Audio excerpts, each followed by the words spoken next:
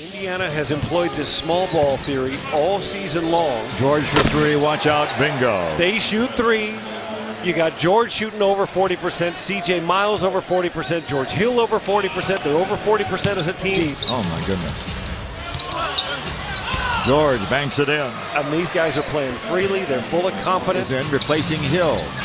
George back to Allen. Nice. Allen is fluid smoke. A lot. George against Bahamuti. They get the switch. Griffin's on him. Three ball. Bingo. He has made 32 of his last 58 threes. Get out of here. Good closeout. But a foul. Bahamuti will get his second personal foul. Griffin's the only man back. The lob. The jam. The fact that Blake doesn't jump for that is because Paul George threw that so quickly.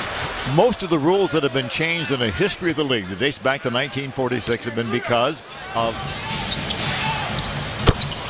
he is just absolutely amazing. He has 13 points, Paul George does.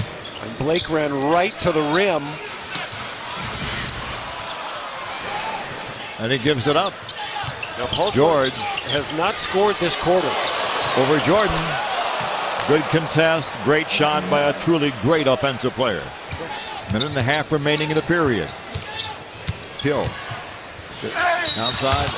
Paul George will get fouled. The foul will be on Blake Griffin. The Clippers should say, hey, I don't mean he's a nice player, but why don't you go ahead and take Paul George? Yeah, that's right. They could have drafted him. Well, what's interesting about that is he was slotted coming out of college in the high 20s and then threw the made the move, drew the foul. He's the one who fixed it. Gets the shot blocked. Great help by Paul George coming from the weak side. They've done it all night to Blake. They've given him different looks. Stuckey. And Indiana doesn't get many layups like that, but they get it off the block shot. 5-point lead for the Pacers. Stevenson. Don't foul now. 9 on the clock. And there's the foul. Back tap, but it goes to Stuckey. Leaking out his Hill. He's able to save it.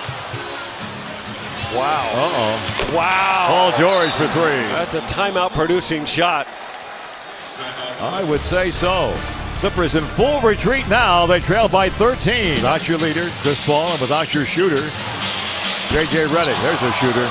Well, bingo. Third of the second half, fifth of the game for Paul George. Push up the pace at the defensive and offensive end. It's amazing George.